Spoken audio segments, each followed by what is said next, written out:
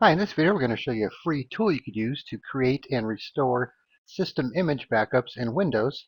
So the program we're going to be using is called Foxclone, so it's technically a program that's mostly used for Linux to do cloning operations and Linux backups.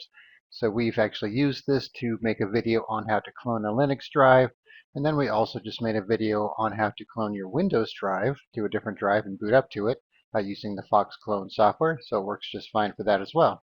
All right, so here's what we're working with here. So we have our Windows drive here, and we have our backup drive here with plenty of space to do a backup. So what you need to do first is download the Foxclone ISO file from their website, which I'll put a link for in the description. And then you're going to need to use your favorite USB creation tool to make a bootable flash drive from it. You could also create a CD or DVD if you still have one of those.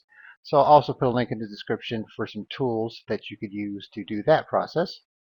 All right, so then once you have your flash drive created, then all you need to do is configure your computer to boot to the flash drive rather than to Windows, and then you can start the backup process. All right, so I already have mine ready to go here, so I'm going to shut down, put in the flash drive, and then boot back up to Foxclone, and we'll take it from there.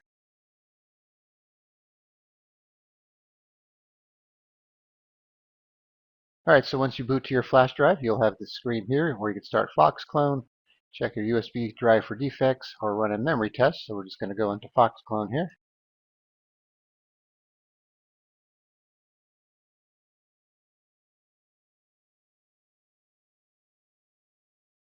Right, then you'll have this temporary desktop here with a little start menu where you get to some other system tools like gparted and so on.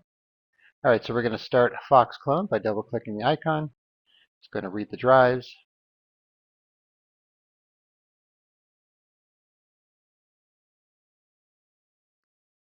All right, so we're going to go to the backup tab, which is here by default. All right, so we're going to select our source drive that we're backing up, which is the 150 gig Windows drive here. So Linux seems to read it a little off. It's saying it's 161. And then here's our destination drive, the 200 gig drive, which it reads as 250. All right, so we have our source to back up. And we're going to choose all the partitions on the Windows drive. And then for destination, so this is our CD-ROM here, and this is our secondary drive, the 200 gig drive. So here's the main drive here. Here's some unallocated leftover space that Windows uses. So we need to make sure to pick the one that has the space here. All right, then we just click on Save to File. All right, so I have a folder here for backup 1. So you can keep them all in the same folder or make new folders. I'll just create a new folder here. We'll call this backup 2.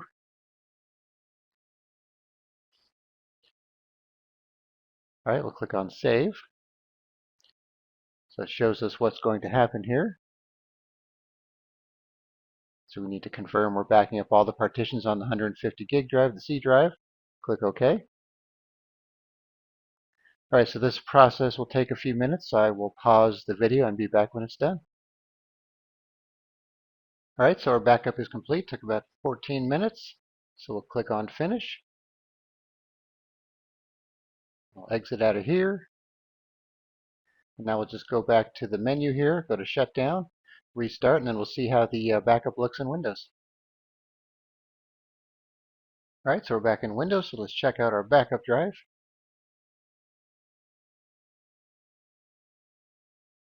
So here's all of our backup files. All right, so now let's make a change here. Let's change the background. Let's use the default Windows background here. And then let's make a new file on the desktop here.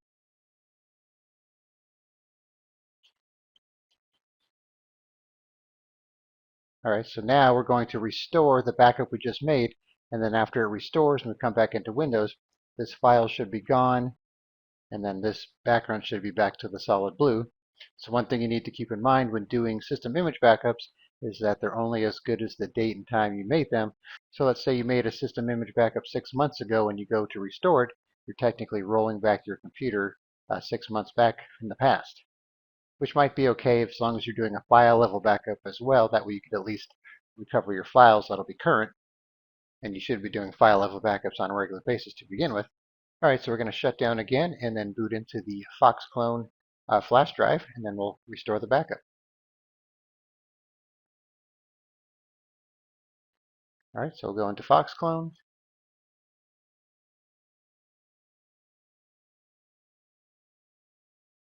Load the Foxclone app again.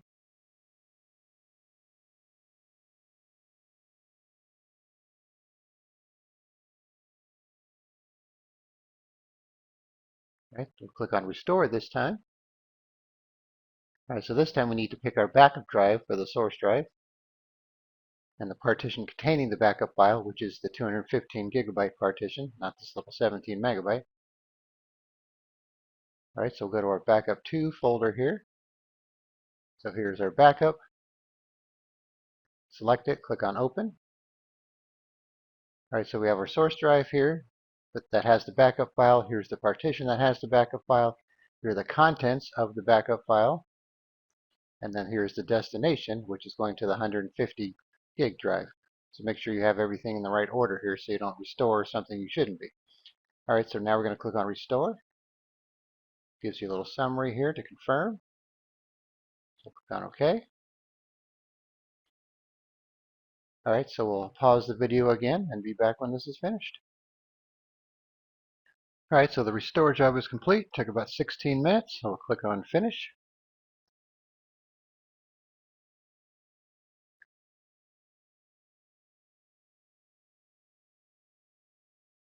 All right, then we'll click on Quit. So let's restart the computer here and see how it looks. Logging in.